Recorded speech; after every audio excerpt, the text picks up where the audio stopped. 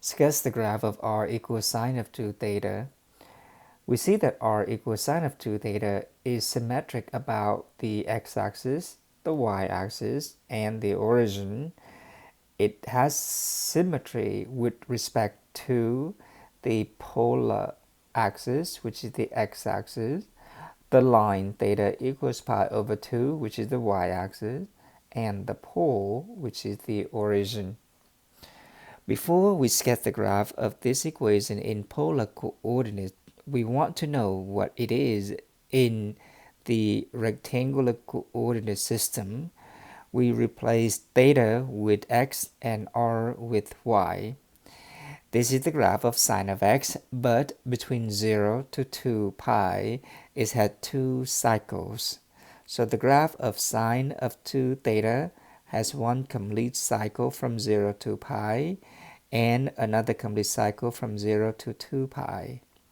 Again, this is because the period of this graph is 2 pi over omega, which is pi. From 0 to pi, it completes one cycle, and from pi to 2 pi, it is completing another cycle. Armed with this, we now set up the xy coordinate system, but remember that the graph has to be in polar coordinate.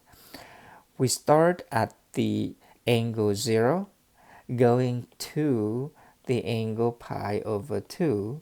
We see that the distance from the origin to the point that we plot needs to be increasing from 0, increasing and all the way to 1, and then decreasing back to pi over 2. The distance r is at its greatest at theta equals pi over 4. What this means is that as we increase the angle, the radial coordinate or the distance also increases as well, starting at r equals 0 and theta equals 0. And when we get to the angle pi over 4, the distance is greatest. And if we were to plot the point, we would end up with a pedal looking shape. Using symmetry, we know that the graph of this equation is symmetric about the origin. We would end up with the other side as well, symmetric.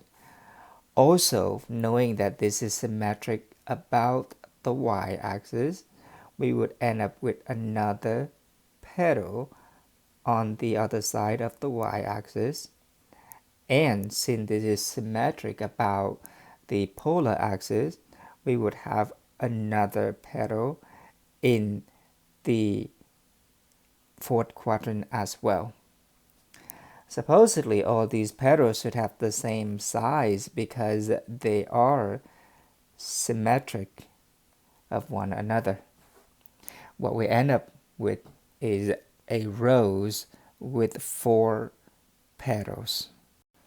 We would get more information about the graph if we plot a few points. One specific information is the orientation or the path of this curve. Because the radial coordinate will tell us the direction or the orientation of the point.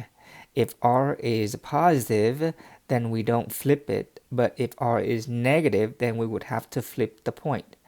So in the interval pi over 2 to pi, an angle is in the second quadrant, but the radial coordinate is negative. So when we get to, say, 3 pi over 4, yes, it is the furthest away from the origin, but because r equals -1, we would have to flip it to the other side. And so we don't go from the first quadrant to the second quadrant as we would think it would normally do. In this case, having an angle in the second quadrant sent us to the fourth quadrant because we need to turn 180 degrees for the negative radial coordinate. And so the path of the curve start at the origin, it go around this petal, and it would go to the fourth quadrant. And again, not because we use an angle in the fourth quadrant, but because we use an angle in the second quadrant and obtain a negative radial coordinate. And then we go to the third quadrant. In the third quadrant, R is positive, so we don't flip the points. And then when we go to the fourth quadrant, R is negative, so we would flip it. And if we turn 180 degrees from the fourth quadrant, then we would end up in the second quadrant. And so this is one complete four-leaved rows with starting point at the origin, going around the first quadrant, the fourth quadrant, the third quadrant, and end up in the second quadrant.